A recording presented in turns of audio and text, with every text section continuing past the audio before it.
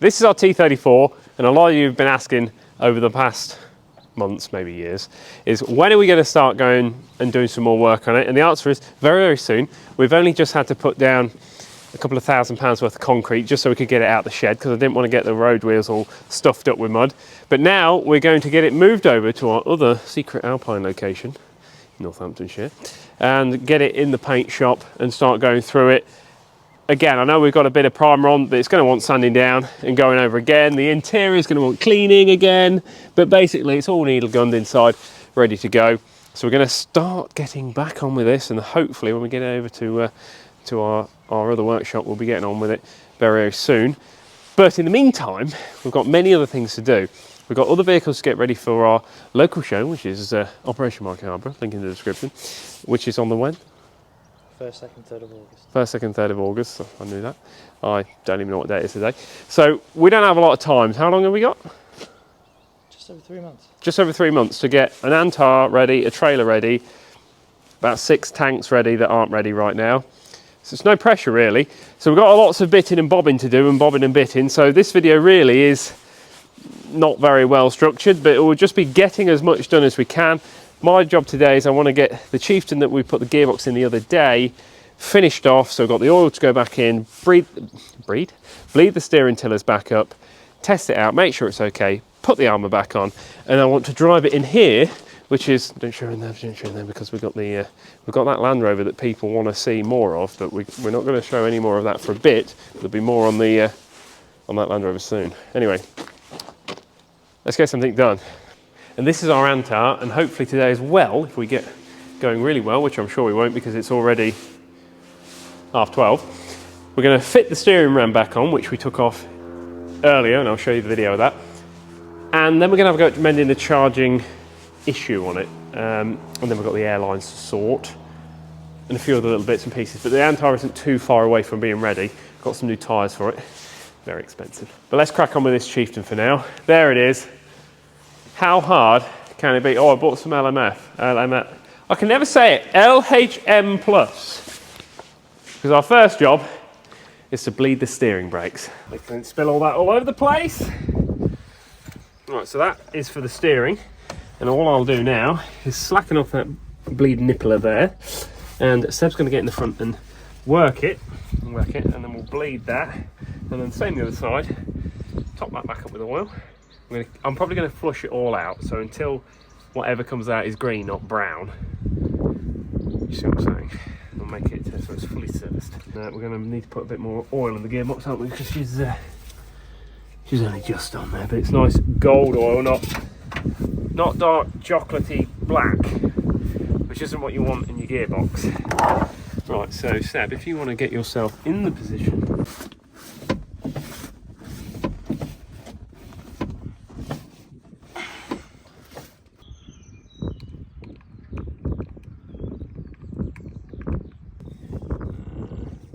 Let's try it at that.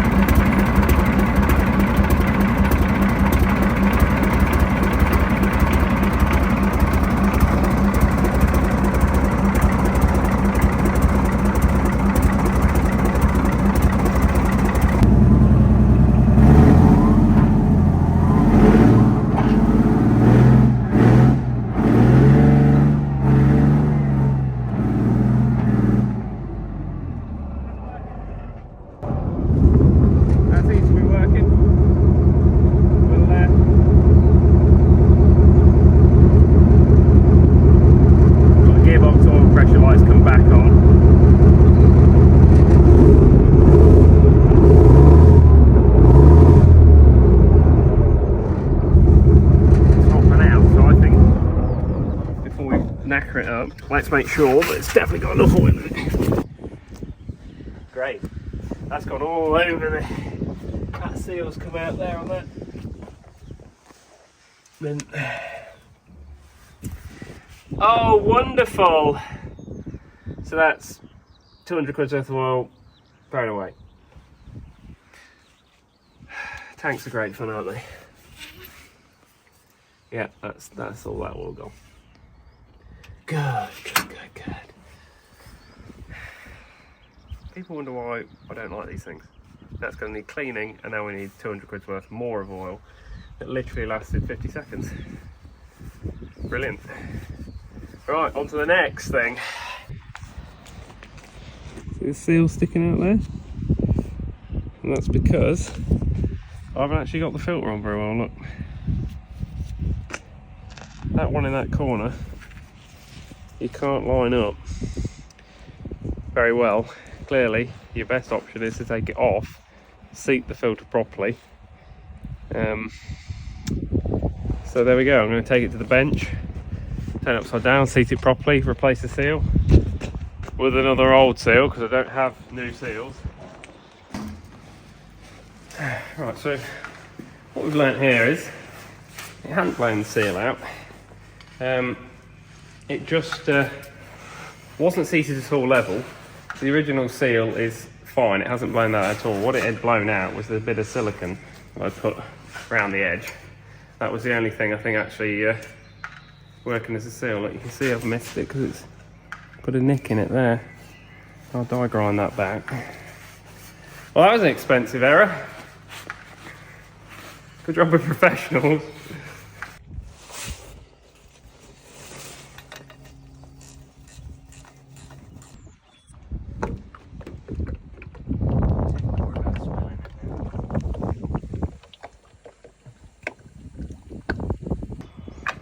Some good diesel cans.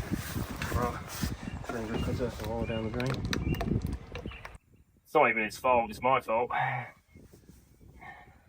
It's 100% my fault, but still, it's always better if you blame someone else. Or something else. Okay!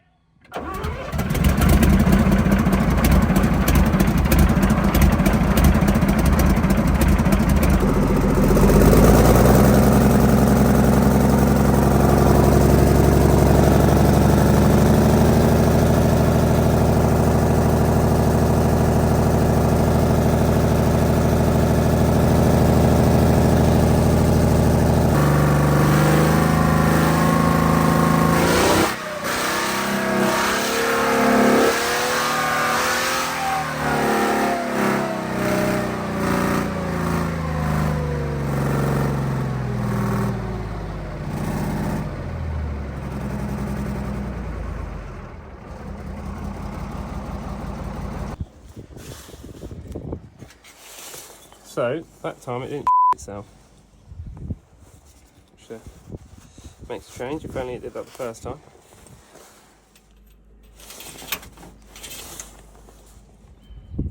Need some more. Where's all that gone?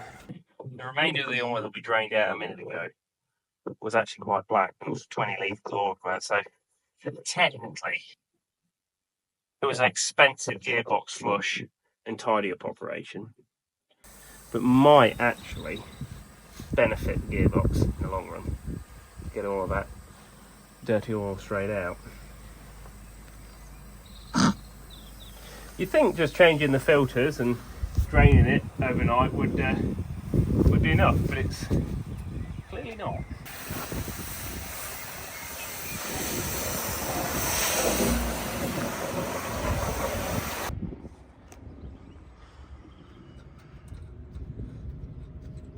Nice fiddly job. Can you get me another one of those spring washers, seeing as whoever put these on last lost them all.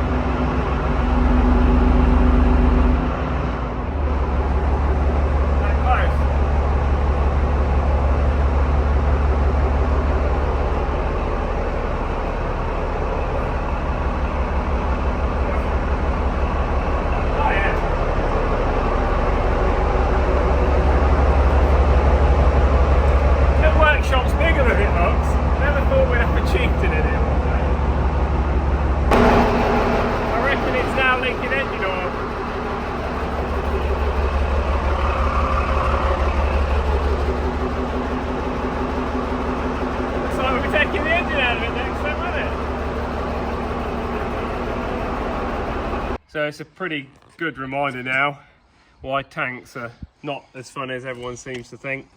We've got all that effort taking the gearbox out, servicing it, making a mess of that when the filter failed, and now it's leaking engine oil after we just put it all back together and drove it in the shed. We thought we were finished with it, so now it's going to have to come back out and have the engine out, but not today. There's other things that need to be done. That's a bit of rotten luck, that, isn't it? I think today I'd have been better off to have just stayed in bed and done nothing. I'd have got more done. What we've done is spend loads of time, loads of money, and wasted it. Completely wasted it. Great. Great.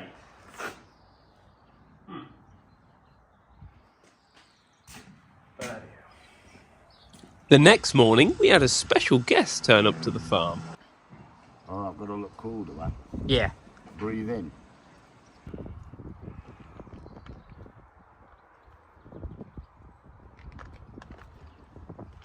Right, so we're joined by the artist, Mick Graham. He's brought along some of his paintings, some of which he's made of the tanks that we take to our show. He's even made one of mine, which is behind.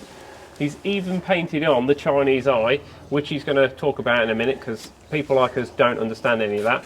But anyway, what can you tell us about what got you into this? And you were serving in Chieftain, weren't you? Yeah, I did, yes. I did 15 years on Chieftain. 1979 is when I joined the army, after my own father had left, because he was also in the same regiment, and he used to take me down the ranges to play and hold hard targets when I was a little boy, 8-9-year-old. 1979, I found myself in the gunner seat, and I was shooting at the targets that I used to play on as a kid. And I just can't get my head around that. Yeah, so I did 15 years in the 4th Royal Tank Regiment. Very, very proud to have served. Basically born and bred. I spent all my life in the 4th Royal Tank Regiment. Hence the Chinese eyes. What an honour to paint it on a real tank. After all these years, I'd never ever dreamt I'd ever paint Chinese eye on a real McCoy again. But thanks to Joe and his gang, brilliant. And didn't you say the tank you used to drive, the Chieftain, was almost the same registration as that? Just one Yes, digit difference? my first wagon was the Troop Corporal 16 Troop 44 Bravo, and the registration number on that one was 04EB17. And there are a few that follow me on Facebook that'll know it, because the tank was also called Diabeg, and it was a Mark 5 by the time it went back to workshops and got rebooted. And as far as I'm aware, as far as I know, it actually got smelted. Scrapped. Yeah. Criminal. We didn't treat them very well. No? No, we didn't. Were they as bad as everyone said? No, when they were run, they ran absolutely great, and it wasn't very often you'd pick up a pack lift. Now and again you would get one, but when in the 80s they had a lot of fuel restrictions, track mileage restrictions, and in them days they sat in the hangar for months and months and months, like being stood. And they didn't like being stood. So, and that's when the faults start to occur regularly. The gun kit, best gun kit in the world, was brilliant, absolutely brilliant. Although there were a few cases where you had what you called a runaway gun kit, and that's when the gun would go wild on itself. And nearly hit sheds and things. Yeah, that can be quite nerve-wracking. It's very dangerous. It is, because everybody just watches their feet in the turret, lift your so feet you don't up. get chopped off. That's right, yeah. So what was life like living in the Chieftain when you were training? And brilliant. how long would you spend actually inside it? What's the longest period of time? Every year, the regiments, all regiments, would take it in turns to go what we called annual firing. And the tanks left the barracks, right, in immaculate condition. They were mint condition.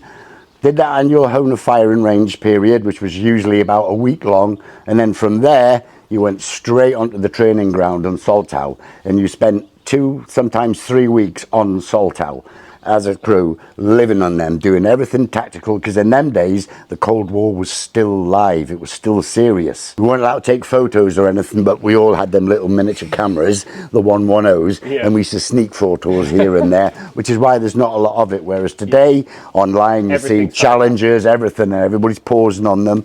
But we, back in the day, you weren't allowed. No. But the Chieftain did its job. What was your favourite position in the Chieftain? The hardest position was the loader. Oh, right, okay. He had an awful lot to do, right? Never mind just loading. That only happened when it was on range periods. But I had to keep the gun clean along with the rest of the crew, operate the radios, and also feed the crew.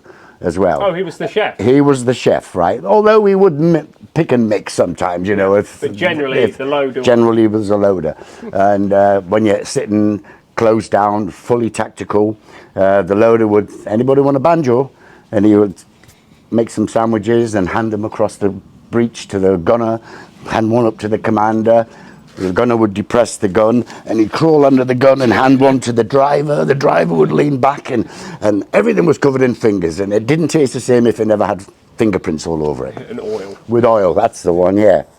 Yeah, great times, absolutely great times. So proud I served, as are a lot of people. Yeah. And when you guys do this for us, it just conjures up tons and tons of memories, which is why I started all this. You see, we're only playing in it. We were never in the army. We often say that, but it's nice to actually talk to someone that generally was and spent time in the exact vehicles that we're actually working on. Because I know some of your like generation don't probably like the fact that we're playing with them as such, or we're playing with them. But the reality is, we're not trying to do it in a way like we're messing around with them to annoy you.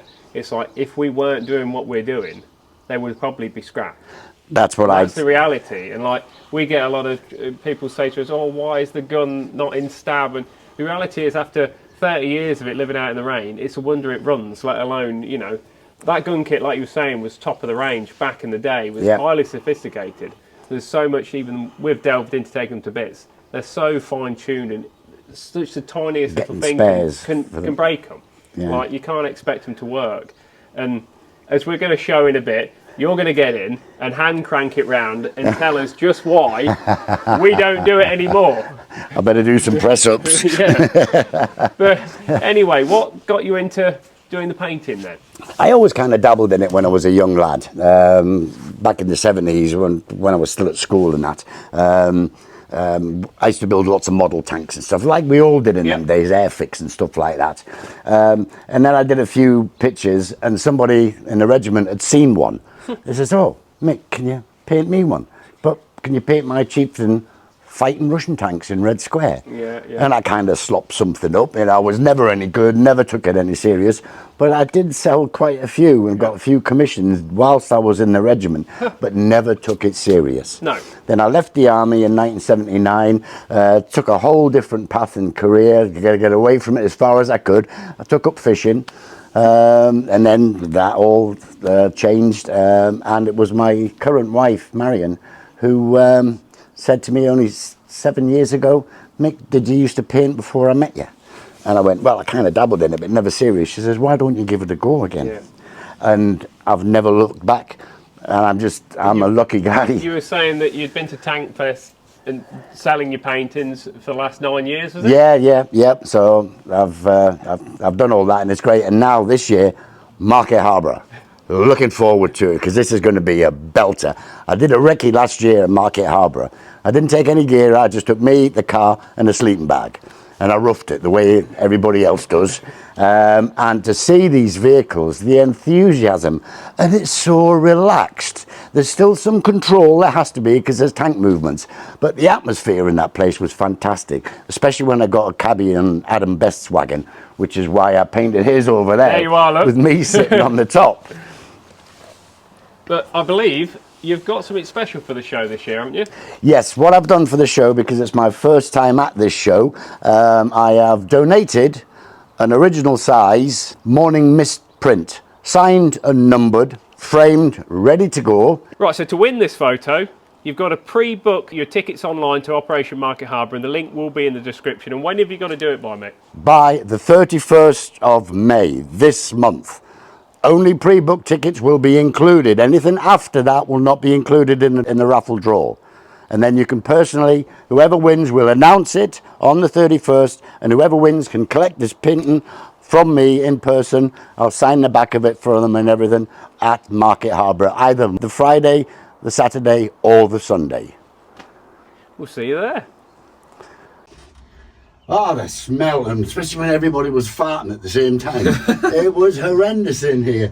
You know, you had to get the diffusers put on and get them.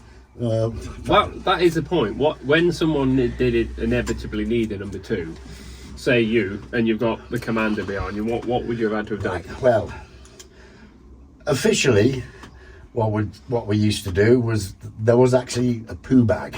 Oh, nice. All right, that were issued, and if the gunner needed to poo, you know, he would climb over here, do his poo in there. If we were completely closed down. God. All right, and then climb back in here, but there's a chute underneath the commander's seat. Yeah. That they would open, throw the poop bag out, or the wee bag or whatever, and then shut it. But unofficially, we'd sneak out and have one behind the tank, especially if you were fully tack. Yeah, yeah. You know, because, you know, they weren't allowed to make any noise or anything. And full NBC protection and all that kind of stuff was really quite strict when you were fully tack. And radio silence. Everybody heard every noise. Yeah. So it used to be. You couldn't just climb out for a quick dump. No. Yeah. But so you'd have to poo in here while all your mates were taking the mick Never out. ever did it. Never ever. Oh, you did didn't? it. No. That's the beauty about comport. It tended to bung you up. All right, it tended, but when you did have a wee break and you'd had maintenance days and things like that, everybody would disappear into the woods. In them days, you were allowed a shovel and some comfy bum, and away off you went. Yeah, there was one occasion when I did that. It was a very misty morning. Went away for a shovel recce, we used to call them. I was like, oh, this looks a bit all right, because it was misty. And then I heard some tanks rumbling. I thought, it's not my lot, is it? No, it wasn't. It was C Squadron driving past, and every one of them seen me sitting there. Crap. Yeah. We used to take an oil drum and cut the top out and the bottom out, Yeah. and then put some masking tape around it, so it was a bit more comfortable. But you just put your head down while everybody laughs at you as they're Well, at least they driving weren't past. photographing it and putting it on Facebook, which is what they would be doing today, or videoing it and it'd be on TikTok. There probably will be a photo somewhere of it, because squaddies are squaddies and they love them kind of opportunities. But I don't think I was ever caught. But yeah, it's just an embarrassing moment, you know, when everybody's watching you having a jobby. Well, there's something I never even thought about, but I suppose a lot of people have probably wondered the same thing. Well, do you want to have a go at turning the gun manually and then try and tell the audience why we don't do it? Right, okay, first time in 40, 50 years. Right, you usually had two versions of this. You pull down and you had coarse and fine. That's it. Right. It's seized up. This it's is stuck in fine. All right, okay, right, let's have a look. Two-handed, I'm traversing right. That's not so bad. Oh, the handle's jammed as well, Yeah, so that's the handle doesn't go around. Yeah, that's really good. It makes your hand burn. Yeah, those were the days. Two-handed here, but you got to remember, this thing was stood as a gate guard, okay? And the turrets are in pretty poor shape, right? Which is why when you see them driving around, the gun kits ain't on, because everything, as you can see, In this one's missing. is missing or practically seized. And I didn't have my Weetabix this morning, so it'll take me about 2 hours to get round, probably. Yeah, those were the days. Wow. Yeah, but this also... You can see why we don't do it, don't you? Yeah, absolutely. So you are a genuine person that served in Chieftain. Yeah, the gun elevates nicely. Yeah, That's fine. If only it turned that well, we'd turn it every time. These were the olden days, really olden days. Steam gunnery, when you used your hand controls, because you had the firing button on here as well, you see. Yeah. Yeah, the old hand controls. Fintech on, loaded, laser, firing now, target, stop. Loaded! That's what you'd hear last, because the loader kept loading all the time. The chef. The chef, chef and the would radio operator. The everything the man. DJ. We even used to wire up, you know, the old cassette cases you used to get. Yeah. We used to wire them up to the harness. So you could play it for your we clansmen. played music. And the hours went like that. Yeah. But you had to learn to switch it off before you pressed the Prestel, because it went live. Oh, And yeah, there's a and few guys got everybody- caught out like that, yeah. So yeah. then you turned into a radio station. Well, sort of, yeah, broadcasting. You'd be broadcasting You'd- your dance You music. get a tune for it as well, because everybody knew, because you recognise the voice Yeah. on the radios, you see. Yeah. Yeah. I bet you had some laughs in the day when you were Of doing course you did. We used to say, do stupid things. I spy with my little eye. You know what I mean? Yeah. And you try to, you know, you go through gunnery things, like, you know, to Tatsu, what's that stand for? Transient tilt and angle of sight unit. And CCMU, what's that? Commander's Control Monitor Unit. RBJ, what's that? Rotary Base Junction Box. Stop running back. Where's that? That's that thing there. Where's the field clino plane? Oh, That's that bit there. The field Clino plane, what's that Yeah, mean? no, I can't remember what it was, but I'm sure it was something to do with you'd put a clinometer on here that had a bubble in it. Oh, right. And you'd Spirit level the gun. Yeah, yeah. Oh. You'd level the gun. You know, somebody will tell Someone me. in the comments will Yes. will put Mick right. Somebody will pull us right, yeah. But I think it was something to do with elevation backlash. Right, because the gears wear out. So, Yeah. Not on this because it's seized up. Absolutely, yeah. Everything's all missing, isn't it? Yeah, well, we have took a fair bit out of this one, and then we're going to needle gun the rust underneath. And I'm trying to find a lot of the gun kit to replace it, so we will in Your time. metadines, yeah. Yeah, I have got a few boxes, but they are going to need a lot of fettling through. See the hesh rack in the back there, the 6-round hesh rack? Yeah. Right, on exercises, it was a long exercise, we'd whip them out. We put a gas bottle in there with the cooker. And we cook inside here. Everything should steam up What inside. about the BV? That was what everyone BB, yeah. would usually sit there above the... No, it was here. There's the hangers for it. Oh, I see. Yeah. They've rusted off on mine. Yeah, pretty much. But the BV is the best invention ever invented, you know, with tanks. The Americans have got one now, and most of the other units or armies have them. But it was the best invention. I want to do one of them still pictures of a BV. Do you know what I mean? Yeah, just the BV. Yeah, because the memories, it was a godsend. The BV was never off. Yeah. You know. I like the BV. I've got a BV in the Foden, and we use it when we go to a show. I always It's boil a cup of tea in the absolutely morning. brilliant. Yeah, It's yeah. novelty. Yeah, that's why the loader was always busy, constantly making brews all the time and thinking their head, right? Dropping the cans of chicken and brown sauce or whatever it was in there, but trying to time it so they were hot when you stopped. You know what I mean? But a lot of the time, if you didn't stop, you got fed on the hoof and trying to sit here and eat when the gun kit's live. And not spill your tea. That's right, yeah. But what we learned from that, we used to get the baby cups. With the sippy cups. Yeah, we got them. You see, that's clever. You know, so we never spilled Improvise. anything. Yeah, adapt and overcome. Yeah. And that's exactly It's the what we British used to way. do. Yeah. Drink hot tea out of a sippy Yeah. cup while driving a tank. God, the smell. God, it's just oil. The oil. I can't smell a thing. Well, I just imagine it smells foul in here and damp and rusty. The gun is loaded with breech-loading ammunition. It comes in two parts, projectile and charge. The gun is fired by means of electrified vent tube, 14 of which are held at the rear of the breech ring in the magazine. On firing, the gun recoils 35.5 centimetres under control of the hydraulic buffers and is returned to the fully run-up position by means of the pneumatic recuperator, ending its lay in elevation if your gun kit's live. It's indoctrinated. That's something they stamped into you to remember. Ordnance breech loading 120mm L11A1 to A7. That's the name of the gun. But this exact gun, not this exact gun, but this style gun, has still got the biggest tank on, the longest tank on tank killer. Oh yes, Charlie 1. It's exactly the same gun in But the it was Charlie in 1. a Challenger 1. It was a Charlie. Everything What was inside. it, 3.5 miles against the T55? Yeah, but there's a lot of confusion. There's two units claiming it. Right. One's the Royal Scots, right, who I think have it, because the other one, I can't remember what the unit was. But yeah, there was 2 kills on the same day. One was a tanker truck that was hit at just about 3 miles, but it was a tanker truck. But the other one, I spoke with the gunner himself, right, and he said, right, there's one on the horizon, can I have a go at it? And it lazed at 5 kilometres. And the commander says, go on, give it a bash, right? They had a sabo loaded, and they fired it, and to everybody's amazement, it actually hit. Bloody hell. But that wasn't his best shot, he said.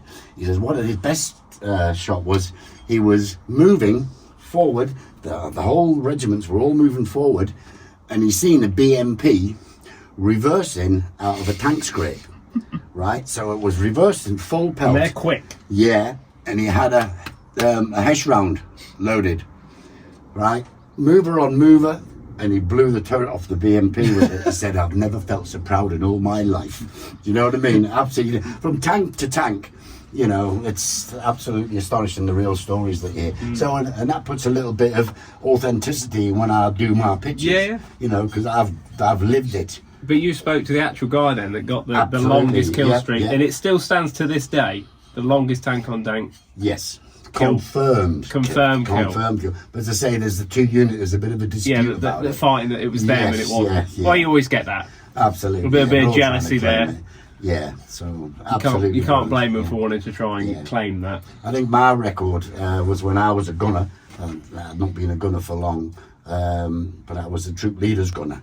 I loved the gunner seat. I hated the driver's seat. I didn't spend long in there. You know, my first exercise, Crusader, I got bogged and I got thrown out of the seat and I got put in the gunner seat. And I loved it, absolutely loved it.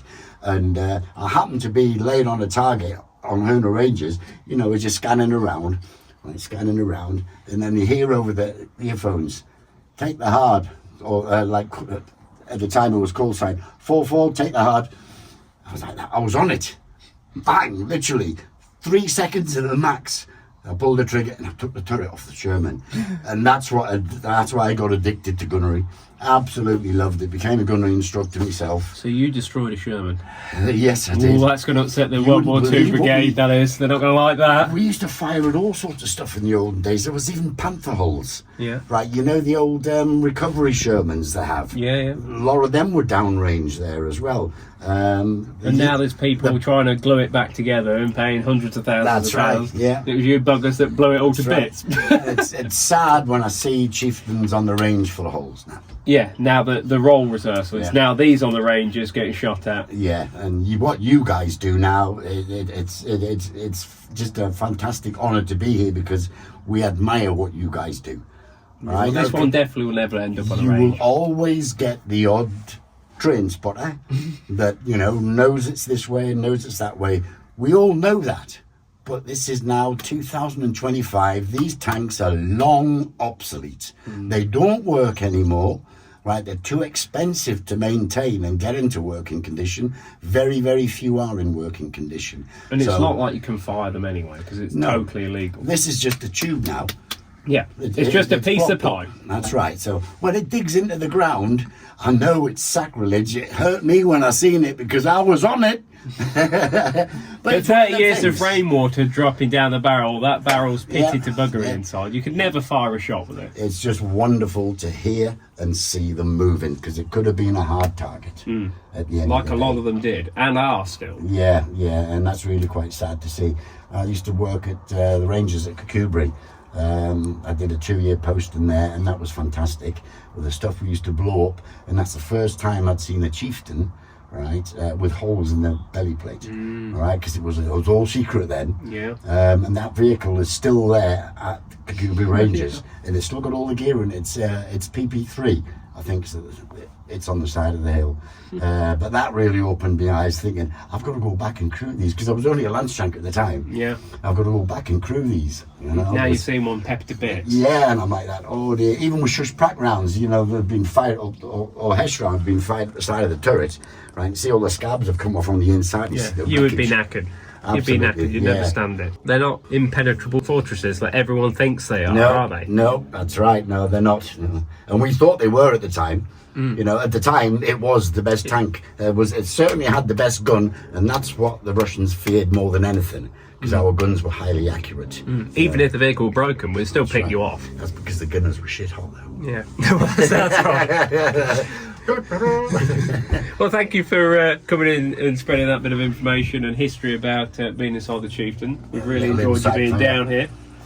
And we'll see you again soon at the show, I imagine. You guys just keep doing what you're doing because it's fantastic, and I'm here to support you. Well, thank you very much. We've got a lot of tinkering to do before we get them ready for the show. We've got loads to do on all of the vehicles, but hopefully we'll get them all working for the show this year. Brilliant. Won't be pulling my hair out on the last 5 minutes or on the day trying to keep them going. Right. But that is tanks. Tanks break down. Yeah. They broke down when they were new, they break down now. Yep.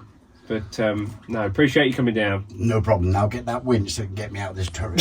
Yeah, I'll get the phone and find it. We'll bring the hook in. Chinese Eye.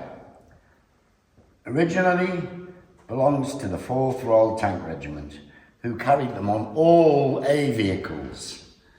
That's your Ferrets, your Chieftains, your 432s, your Arves, your 438s.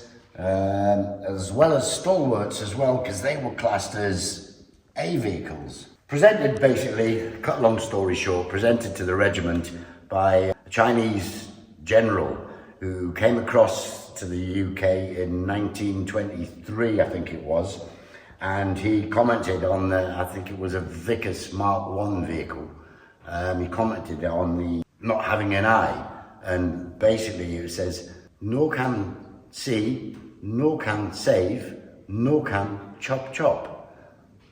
And that's how we were presented the eye, so that the eye can save people and also chop chop. And I think we all know what that means, basically, to kill the enemy. And I've been hockled here to put the eyes on in the correct place as best we can, because remember, the eyes were generally painted on by anybody in the regiment. But this is Richie Hall's wagon, right? And it's immaculate condition. I tell you, I've seen some, it's better nicked than ours were in the regiment, some of them. But yeah, the eye was painted on wrong. It was too high, and it was, well, it was wrong. So I got seconded to come down here and redo his eyes. But I've just put a little bit of Mick Graham touch in there, you know, slightly bigger, so that the general public knows it's, because this actual vehicle was part of 4RTR Medman 5, I think it was, the last Medman in Batters. So it would have been 0 Bravo, which you can see on the side there. And this just gives it the 4RTR authenticity. Well, I hope most of you enjoyed the video, and huge thanks to Mick for coming over and drawing some eyes on my Chieftain. It can now see what it's doing, and it can do the big chop chop if it needs to. I also want to thank everyone for following and supporting the channel. I can't believe how close we are now to 400,000 people following. That's a bit of a crazy number to get our head round. But thank you all for watching, and we will see you again very shortly, hopefully giving the T-34 some much deserved love and attention.